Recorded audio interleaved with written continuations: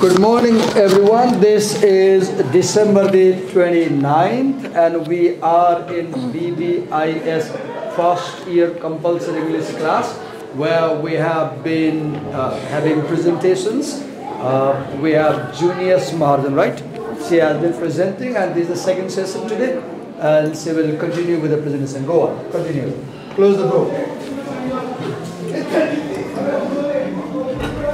And continue. In this paragraph, we will talk. Listen to it carefully.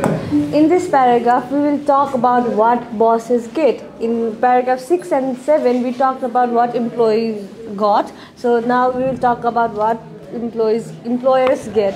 So if the company is successful, he gets a standard of living beyond my wildest dream, including what I would consider fantastic protection for his family and a world of assist that I can only pitifully mimic by changing channels on my TV.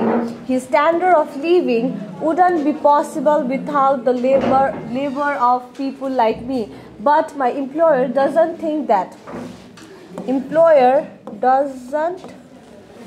Thinks that very significant fact.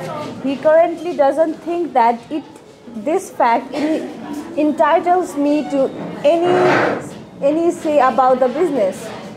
Not to mention a significant share in ownership. Oh no, the business is his to do with as he pleases, and he owns my work period.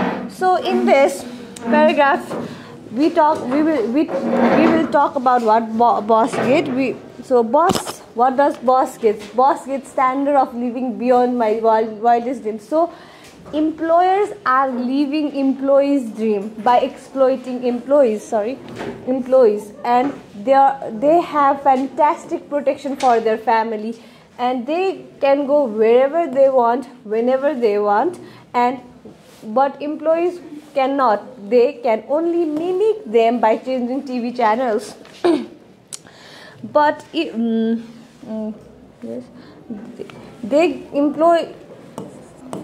employees give their life for the company. But who cares? Employer doesn't care. What employees care is about his business, about his money, about his investment. So the employee is trying to say he also needs some rights. He also needs shares in his ownership, share of the company. But boss is the master and he is the slave. Employees is a slave. So what boss says, that happens. What boss? Look, business is his. See the attitude. It's my business, so I will do what I want. I will do what pleases me. Full stop. No speech. Go if you don't like. Right? So, and what does the boss get? He gets a dreamy life. I'll tell you. My son was in one company here in Nepal, an employer for 4 years. And that company is the highest tax-paying company. And when my son got 10 lakh rupees bonus in 1 year, his boss got 2 crore rupees in 1 year. My son got 10 lakh rupees and his boss got 2 crore. Both of them had same education. The only difference was that my son was an employee and his boss was the CEO. And his boss had maybe, let's say, 20 years experience. See the difference? 10 lakh versus 2 crore. So, and the company took all the profit. Even the boss was employee, not employer. The meaning is, higher people take everything. Lower people get nothing. That's the point. Workers who are at the lower level, they get nothing. Go on. So, employers' hard work, employers' sweat, employers' energy is all ignored by employer. Why? Because it's his business, it's his money, everything, the benefit, the profit is owned by him, not by employees. They are just ignored. Their efforts are ignored.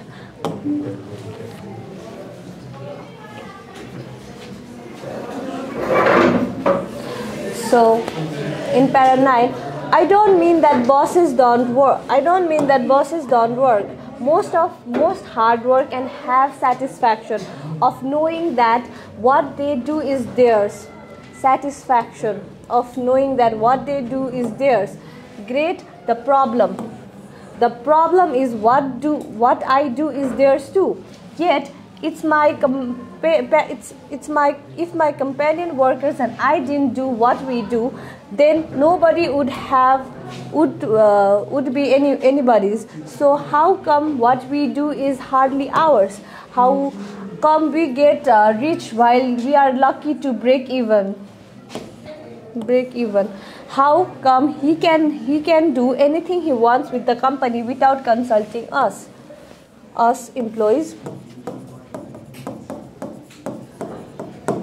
Yet we do the bulk of work and take the brunt of the consequences. So here he have done the comparison between employee and employers. Employee and employers. So boss do work hard, but they get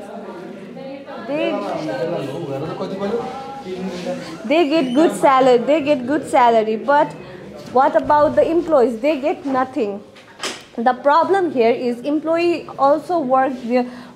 Employee give their sweat, tears, energy to the company. But what do they face? They face consequences. They don't get benefit. They don't get any profit.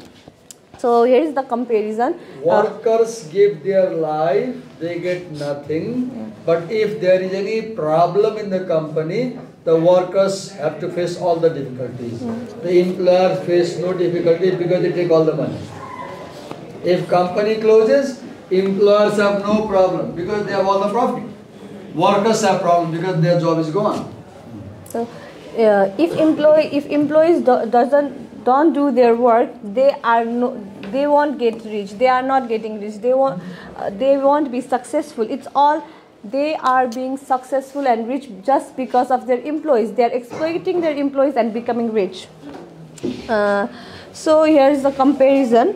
So employees works all, do everything. Employers do work, but after doing all the work, what do they get? Nothing. But what do the employers get? Everything. And where the employees gets poor, but employers get rich and rich. So their hard work is just to give them a good life.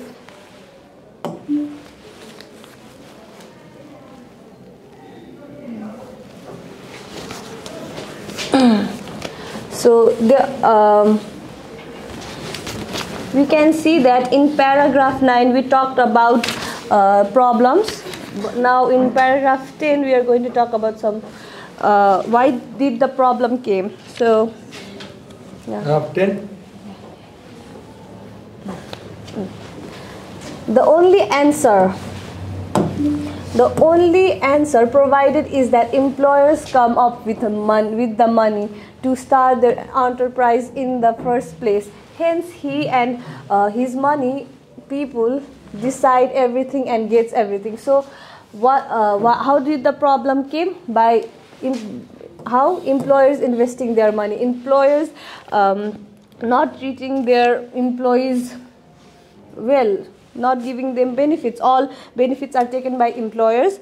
The employer says, I will do what I want because I put the money, I started this business. I'll share an experience. I was in a school long ago. I'll tell you real experience. I was in a school.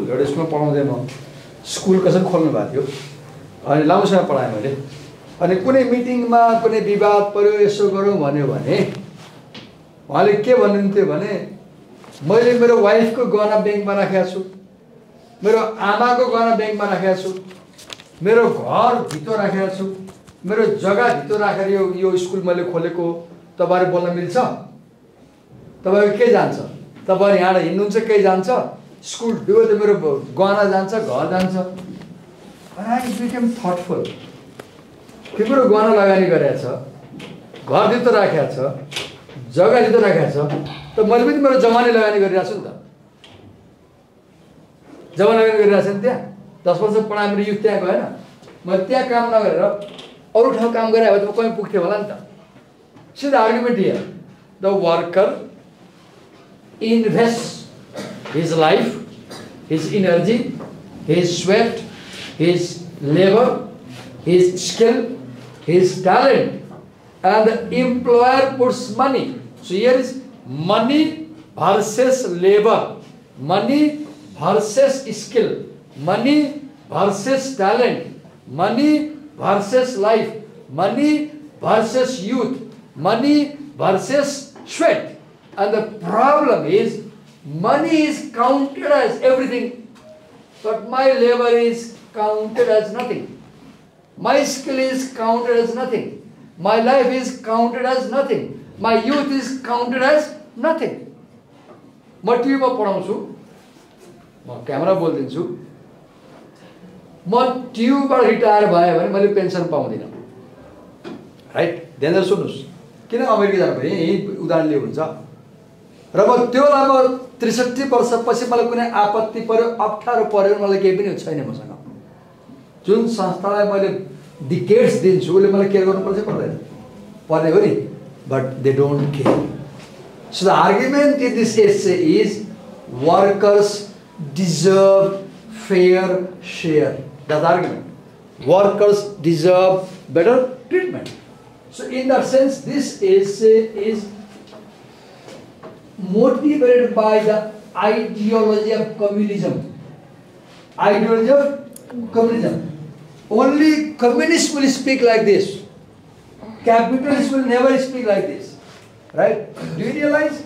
The leftist people speak like this. So this essay carries the leftist voice, the communist voice. That's why when this essay was published, there was a big debate, controversy.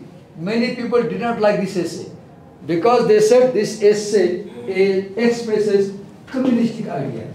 And in America, communism is hated.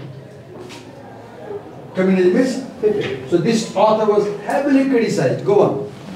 So employers just invested their money where employees gave their blood, sweat, and tear and energy for the company. Employees give their blood, they give their sweat, they give their labor, they give their skill, they give their talent, and all these things are not counted at all. Only money is counted. It's gone. And then employer says, I don't care about your money, blood, I don't care about your sweat, energy, tears, labor, and talent. I just care about is my money. And so employers can do anything he wants because he's going to get the benefit out of it. So if you don't like, you can leave, he says. Straight. If you don't like, go. So paragraph 11 is it's quite important because there are many arguments. We will read about many arguments here.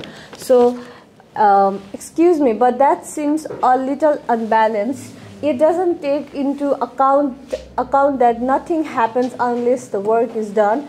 Shouldn't it follow work being more important? Doers of that work deserves a more just formula for measuring who gets what. There is no doubt that the people who risk or raise their money to form a company or bail it out of trouble deserves a fair return on their investment. But it is fair that they get everything. They get everything. It takes more than investment and management to make a company alive. It takes the labor, skills, and talent of the people who do company's work. Isn't that an investment? Isn't that an investment? Doesn't it deserve a fair return, a voice, a share of the power? So here, boss says everything. This means boss says everything is his, not benefit, profit. Everything is his. Isn't it a little unbalanced? Shouldn't the employees who works hard 12 hours a day should get anything? So here the argument is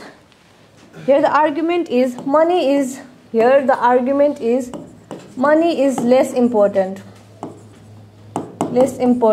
Work is more important. So if the work is more important, then the workers get more. Worker deserves the most. So if this happens, then the workers will get the power. The workers will get the money. The workers will get the prerogative. So then now after this the question comes, who gets what? So who gets what? Now in America, employers are the one who takes everything. So money is more important here rather than workers. Right now, yeah. So now after this, another argument comes that if isn't comes. So workers should, another arguments come. Workers also should get something because they have invested their labor, skill, and talent. It is also an investment for them. So employer invest money, and employees invest labor, skill, and talent.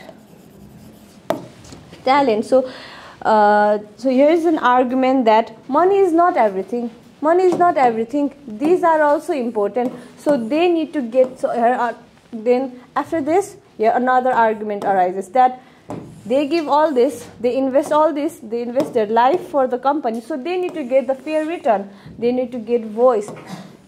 They need to get share of the company. So after giving all this, they need to get a fair return.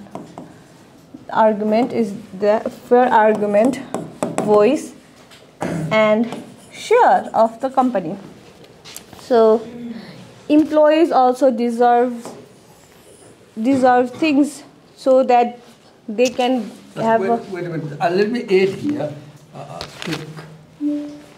Okay. So what is the point here? Let's draw a line like this and write employee. So employer puts money, right, in the company. Now the employee, as you can see, he puts labor because he is working every day. He puts skill and he puts talent. In a sense, he puts life, right? So the argument is employer says only money is investment, right? And the argument is that this is also investment. So when you run the company, now you have profit, right? So all the profit is taken by the employer. And the argument is that this is not fair. Now look here, a fair return. That means if the company earns 100 rupees, the worker gets only 5 rupees and the employer takes 95. Here argument is at least give him 25, give him 35, give him more money. Look, Bhaka was paid very little. Bartuglia paid $5 to his workers. Bartuglia was earning $50 million and his workers were getting $5. See the point? The employer was getting $50 million and employee was getting $5. 50 million versus 5. Then voice. How do you give voice? Allow the workers to represent themselves in the company.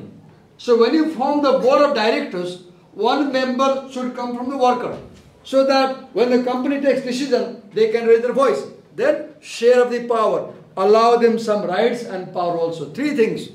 Fair return, give them more profit, give them representation, and give them special protection and power. Then things will change, situation will improve. Go on. So moving ahead. I know this sounds awfully simplistic, but no school ever taught me everything about the way of economics and power. Perhaps because they don't want me to know. So I had to figure out it slowly based on what I saw around me every day. So in this paragraph 12, he shows the connection between power and economics. And in America, employers are powerful, so employees have no power, workers have no power, no power. So in this, he talks about his own experience. He talks about his daily life experience. He's not writing this. He didn't write this by just reading any books. He wrote this by experiences he faced in his life.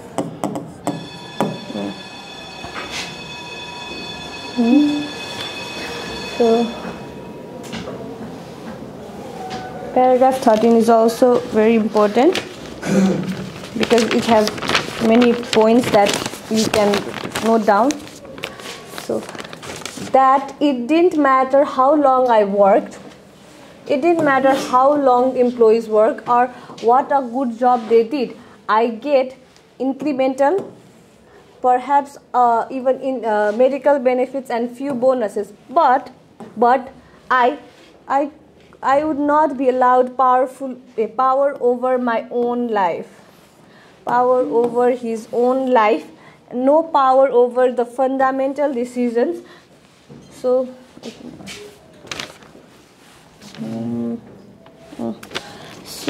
in employers give employees some incremental raise, increase in salary, health benefits, bonuses, but they don't allow employees to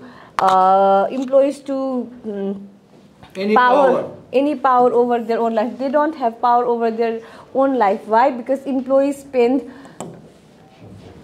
12 hours, 50 weeks, 45 years. So all this time is owned by his employers, not employee. His own life is not. If you are a worker, your life is fully controlled by your employer. So your own life is not in your own hands. You have no control over your life. No power is. Today I don't want to go to my job. I have to. If I don't go, he will fire me. I am sick. He says, no, come. He will fire me. I have to go. Would not. No power over the fundamental decision. My company makes decision on which life depends. His life depends upon company's decision. If the company is going in loss, then the first thing the company will do is kick employees out, because it will minimize expenses, minimize costs. So my future is in the hand of people whose name I often don't know and whom I never meet. Their investment is the only factors taken seriously. They feed on my work. If employers do the work, then if employees do the work, then employer gets to feed. The company gets profit because people work there. Right? On my life, but reserves for themselves all the power, prerogative, and profit. So if employees have not done their work, have not given their labor, skill and talent, but the company would not be successful. The investment they did, the investment employees did wouldn't give them as benefits as they were getting. So they get after employees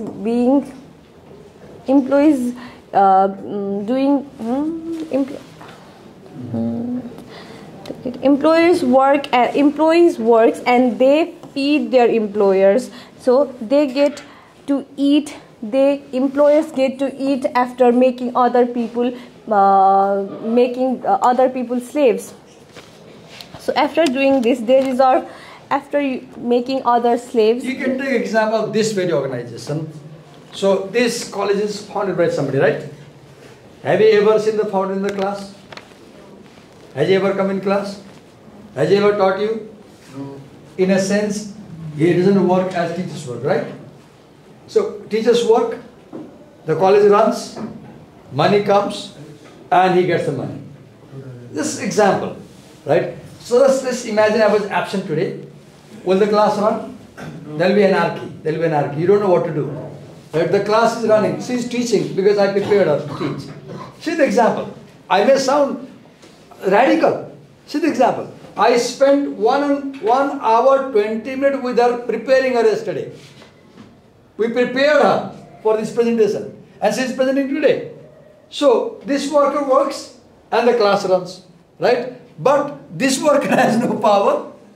This worker has no right. This worker doesn't get the profit. The argument is that, right? Because the argument is workers should get 3 things. Give them more power. Give workers more power. How? You can give them more power by giving them share of the company. Give them more special rights to protect them. And give them more profit. If we give them these 3 things, the situation will change. Right? That's the point. Go on. So I gave the example of this very place I'm working, right? Why to go far away? We can create examples right in class. So after employers making employees slave and giving them less as they get, they reserve themselves power, prerogative and profit. So the argument here is employers also should get power, employers also should get special rights and profit, so that they can do something better for their life rather than just being enslaved. Employers reserve all power to themselves, all prerogative themselves, all profit. I'll give an example how this happens. I was a teacher long ago in Kathmandu Valley. I began teaching in 1991, right? In one school I worked 15 years, but I never had my appointment letter. Can you imagine? I was a teacher for 15 years and the school did not give me even the appointment letter. Why? Because they wanted me to feel very insecure so that they can exploit me. Right? Can you imagine? A person, a teacher works 15 years without an appointment letter. The very good idea is they hire you and they don't want to give you an appointment letter. And you have always this feeling that my job is insecure and you work like a donkey. Right? How can you take power? Don't give. Look what happens when the police go to Gulf countries. I hear the first thing they do is, suppose if I go to Kuwait or Saudi, any country, I heard that they take your passport and they take your visa. The employer takes your passport and visa. So you don't have passport with you. And if you speak anything, the police will come and arrest you. And they will say, your passport, your visa is with me, work as I say, otherwise you will get to jail. Just example, how employees are exploited. So this essay is very Marxist essay, communist type of essay. And when you teach and learn this essay, your blood might boil. Your blood might boil. Particularly if you are a worker, you will go excited. And if you are an employer, you will feel sorry. This essay will make you realize how much bad thing you are doing to your workers. Go on. So in paragraph 14, slowly, very slowly, I came to conclusion that for me was fundamental. So here the titles come. Someone is stealing your life. So that someone is his employer.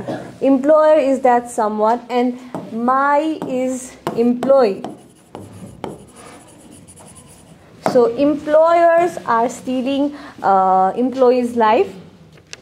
Employees' life. It's evident that. And in paragraph 15, it expresses they are stealing my life. This expresses the workers of America. This essay expresses the voice of American workers. Oh, wait, show that sentence. So, look, this is a single sentence paragraph. In writing, sometimes writers create one sentence paragraph. Normally, a paragraph must have 4 sentences. The rule is that one idea plus 3 detail. One idea plus 3 detail. So let's just imagine the shortest paragraph can be first sentence, main idea, detail 1, detail 2, detail 3. So normally a paragraph should have at least 4 sentences, where one sentence expresses idea. This college is a wonderful college, idea. Now give 3 examples. Students teach here, and go on. Paragraph. But sometimes writers create single sentence paragraph. Why? To emphasize an idea. And not only that, look, this is a sentence. Click over there. They, full stop. They means employers. Why is he giving a full stop here with the pronoun? This is a sentence. And when you read this one word sentence, the idea of employers is printed in your mind. Are, verb. Stealing, full stop. My means employee, American employee, life. So by putting 1, 2, 3, 4, 5 sentences, how many sentences are there here? 5. How many? Actually, it's only one sentence. Actually, this is a single sentence. But what the writer does, he by putting full stops, click over there. By putting full stops, he creates how many sentences? 5 sentences. And he gives the impression that this is a 5 sentence paragraph, but it has only single idea. They are stealing my life. Everybody say it together. They. Say it. They are stealing my life. No energy. Oh God. Early morning, no energy. What is happening to you? Go on. So the focus is on this idea that American employers are committing a crime. Stealing. If you steal, you are called a thief. You are called a thief. Go on. So, moving ahead, if the people who work don't own some part of the product, don't have any power power over what happens to their enterprise, they are being robbed. They are being robbed. You are being robbed, and you don't think for a minute that those who are robbing you don't know they are robbing you. They know how much they get from you and how little they give back. They are thieves. They are stealing your life. So here workers he talks about workers also should get some part of the product. How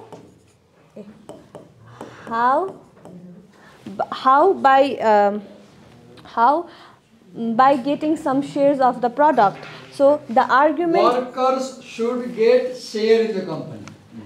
So the argument here is workers should get some shares. Workers should get some power by power. How? By electing one of them to present in the company's decision making meetings.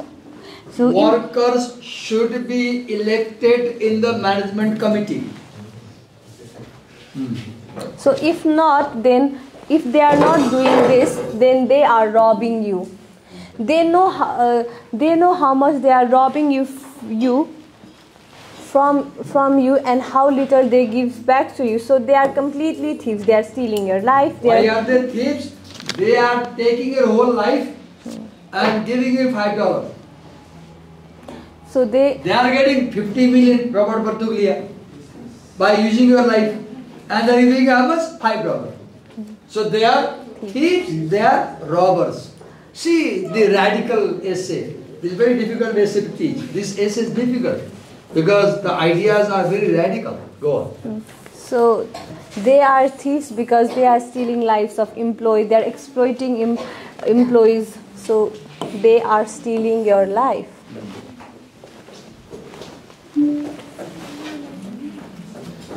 Paragraph number 17.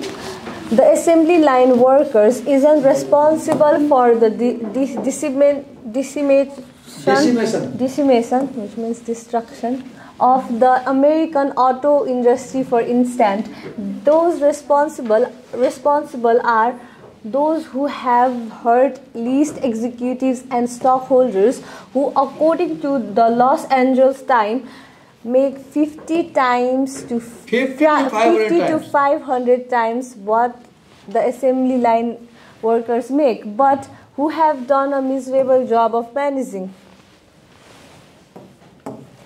Yet it's the worker who suffer most. Layoff, plants closing, and such are no doubt necessary. Like the bumper stickers as says, shit happens. But it is not necessary that workers have no power in the fundamental management decision involved. So here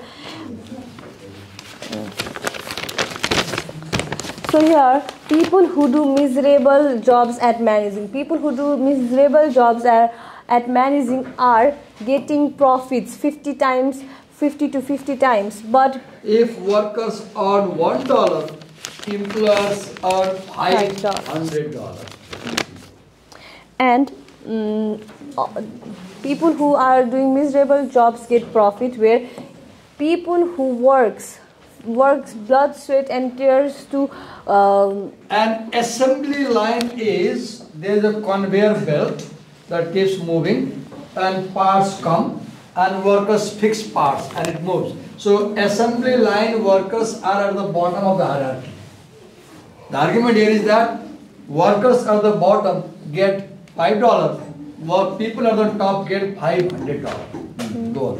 So they get nothing after giving their life. So the argument here is workers should get power. Workers should have power for while making the fundamental management decision which involved. So they should have rights to say. So we learned that they had no say.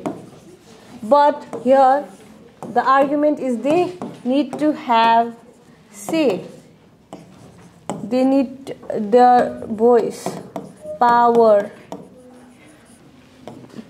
to make decisions, shares, so that workers should participate in company decision making process. That's the point. Because the decisions affect their life also. Go. that's it.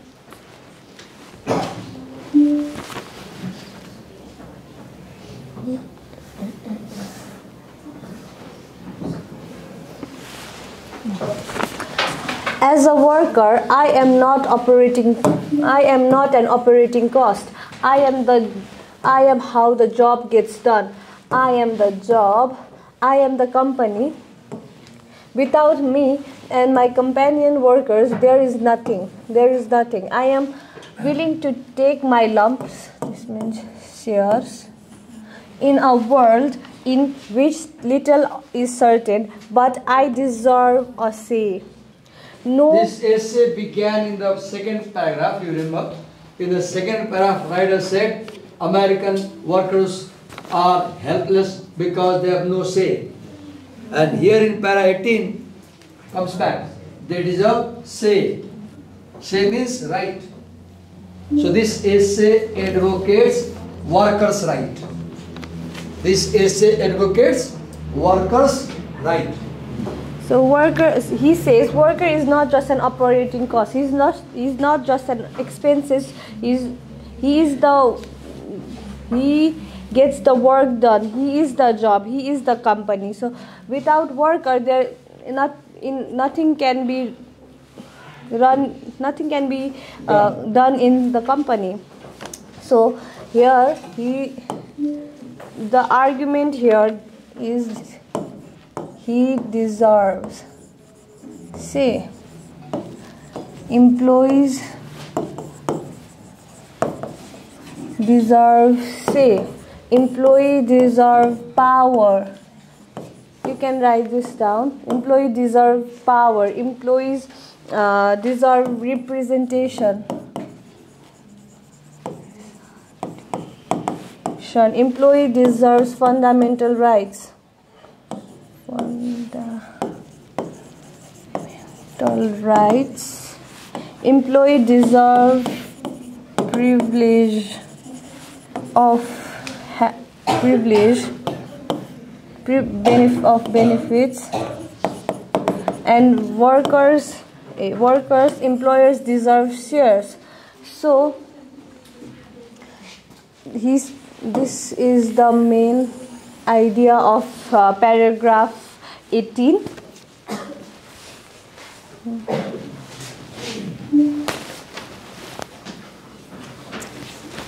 Paragraph 19.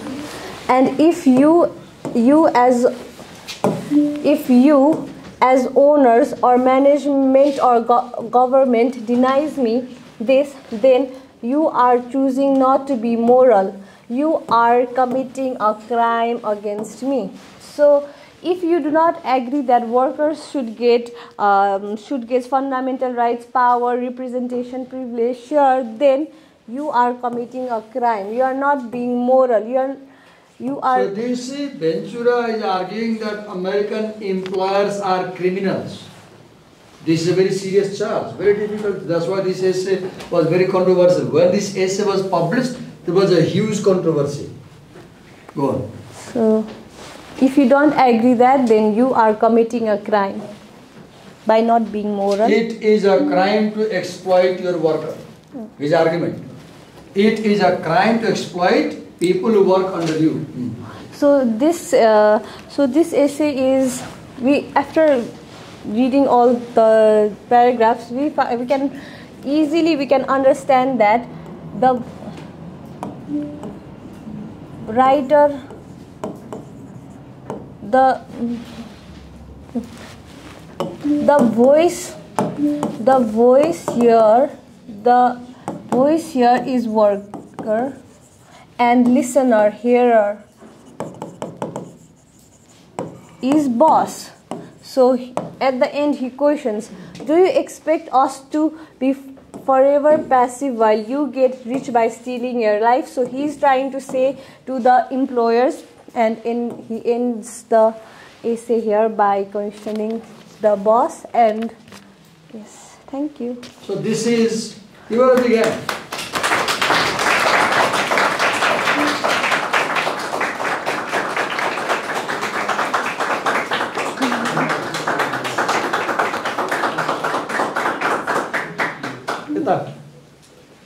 राम्रो काम गर्यो भने त ताली धेरै आउँदो रहेछ नि है, ताली त आयो नि। उसले एफर्ट हिजो मसँग बसेर पढ्यो, घर गएर पढ्यो, एफर्ट गरेर राम्रो गर्यो नि। Now she has put a challenge to rest of the class. उसले के गर्यो आज, उसले एउटा स्ट्यान्डर्ड सेट गर्यो, यसरी गर्नुपर्छ भनेर। अब यसपछि आउनेहरूको लागि उसले च्यालेन्ज खडा गरिदियो। हाँस्नुपर्ने केही पनि छैन, हो त, एफर्ट गरिरहेको छ त। अब तपाईँ जो बाँकी हुनुहुन्छ यसरी गर्नुहोस्। Thank you, your begin again.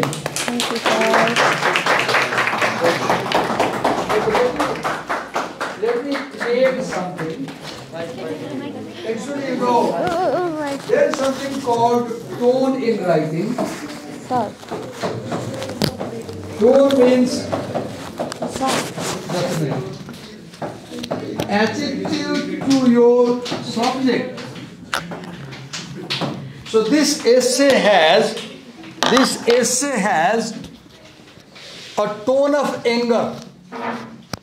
You can see the speaker sounds quite angry. This essay has a tone of revolt. This essay has tone of anger, tone of revolt. This is a protest essay. This is a protest essay.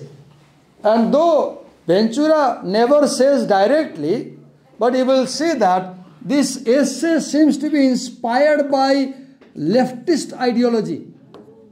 This essay seems to be inspired by leftist ideology. What is leftist ideology? Leftist ideology says that employers, companies, owners, they exploit workers. And workers should get united, and workers should fight against employers. This kind of idea is there in this essay. So you can see, as you teach this essay, as you read this essay, it provokes you. If you are an employer, you will feel sorry. Oh, yesto rahecha garnu nahune kam मैले यस्तो गरेर रहेछु. If you are a worker, you will feel anger. मलाई यस्तो गरेर रहेछ मेरो मालिकले, right? So this essay is highly provocative. So there is a holiday on the occasion of Tamu Losar on 31st December. Tomorrow, boli ho. A Sunday. There is a holiday on Sunday and mid-term break on 1st January. Monday, classes will resume on 2nd January 2024. आज मुझे जहाँ से आए हो और class को वाला. So Sunday is a holiday. Wait a minute. Now everybody.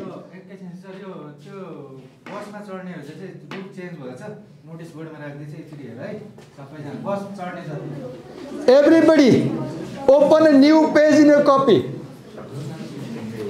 Open a new page in your copy. Take your pen. Write today's date.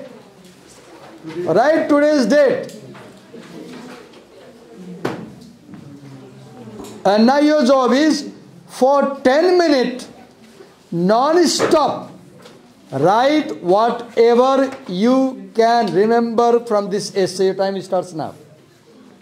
For 10 minutes non-stop write whatever you remember from this essay. You have heard juniors presenting to you. She presented. Now non-stop. The rule is you will not stop. Don't worry about anything. Just write whatever you remember.